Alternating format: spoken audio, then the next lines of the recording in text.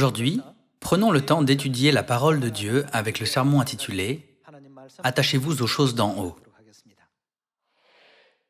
Voyons ensemble Colossiens chapitre 3 verset 2.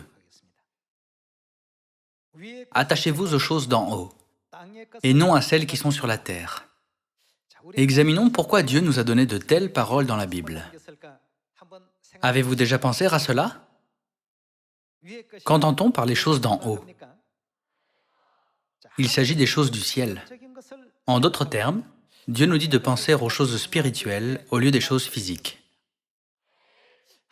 Alors, pourquoi Dieu nous dit-il de nous attacher aux choses d'en haut et non à celles qui sont sur la terre? C'est parce que Satan essaie toujours de nous faire oublier les choses célestes et essaie de nous faire croire que les choses terrestres sont notre seule réalité. C'est la raison pour laquelle les gens font tant d'efforts pour atteindre quelque chose sur cette terre. Ce n'est pas différent de ce qui se passe quand vous rêvez.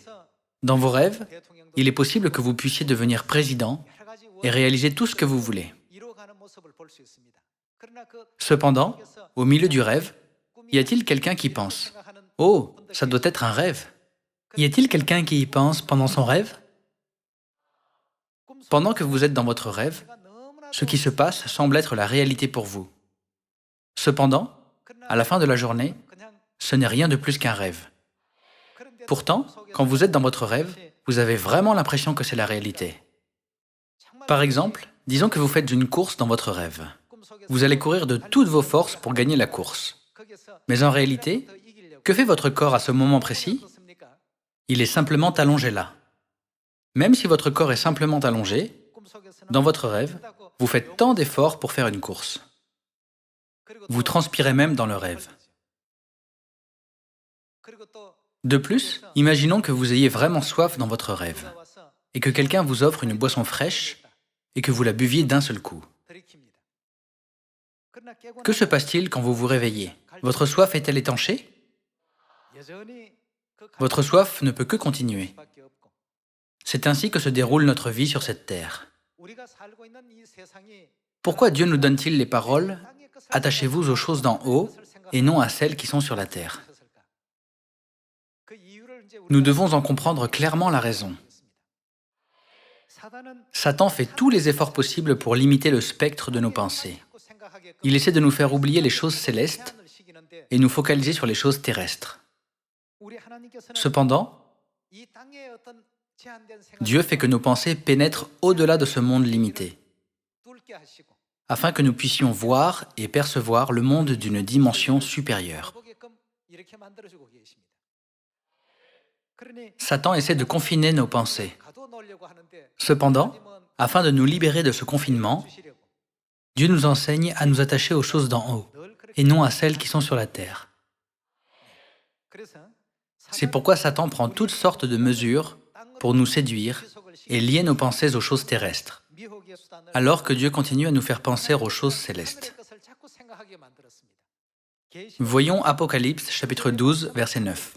« Et il fut précipité, le grand dragon, le serpent ancien, appelé le diable et Satan, celui qui séduit toute la terre. Il est écrit, « Satan séduit toute la terre. » Comment séduit-il toute la terre?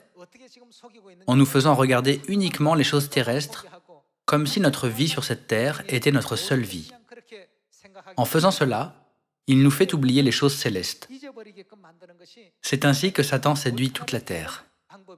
En examinant la scène où Satan a même essayé de tenter Jésus, réfléchissons à ces questions. Quel genre de pensée Satan inculque-t-il à toute l'humanité? Pourquoi Dieu nous enseigne-t-il à ne penser qu'aux choses célestes? En ayant les réponses claires à ces questions, prêchons avec confiance.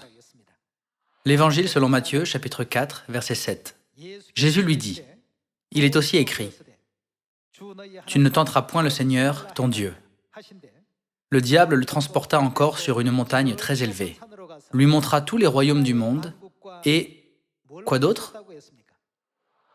Leur gloire, et lui dit, « Je te donnerai toutes ces choses, si tu te prosternes et m'adores. » Satan a seulement montré la gloire de ce monde et a essayé de limiter les yeux de Jésus. pour qu'il se focalise uniquement sur la gloire de ce monde. Si Satan a essayé de tenter Jésus de cette manière, cela ne signifie-t-il pas qu'il va aussi essayer de nous tenter de la même manière? Satan nous tentera exactement de la même manière. Il ne nous demandera jamais en nous montrant la gloire du ciel. Feriez-vous ceci ou cela afin de recevoir la gloire du ciel? Il ne nous approchera jamais comme cela. En sachant tout cela, que lui a dit Jésus? Verset 10. Jésus lui dit, « Retire-toi, Satan, car il est écrit, « Tu adoreras le Seigneur, ton Dieu, et tu le serviras lui seul. » Alors le diable le laissa, et voici, des anges vinrent auprès de Jésus et le servirent. Les 3 tentations de Satan concernaient des choses terrestres. Il a tenté Jésus en disant, « N'as-tu pas faim? Manger n'est-il pas la chose la plus importante à faire pour vous? » Il a également tenté Jésus en mettant à l'épreuve la puissance et l'autorité de Dieu, dans une perspective terrestre et physique. Alors, il lui a montré la gloire de ce monde, et a dit, « Je te donnerai toute l'autorité, les richesses et la gloire de ce monde, si tu te prosternes. » Comme cela, Satan essaie toujours de limiter nos jugements et de fixer nos pensées sur les choses de cette terre. C'est pourquoi Dieu nous dit, ce n'est qu'un rêve. Notre vraie réalité est dans le monde spirituel. Alors, pensez toujours aux choses d'en haut. Attachez-vous aux choses célestes. Quand vous demandez quelque chose ou quand vous fixez un objectif, visez toujours les choses célestes. C'est ainsi que Dieu nous a toujours réveillés. Par cela, j'aimerais conclure le sermon d'aujourd'hui. Merci beaucoup.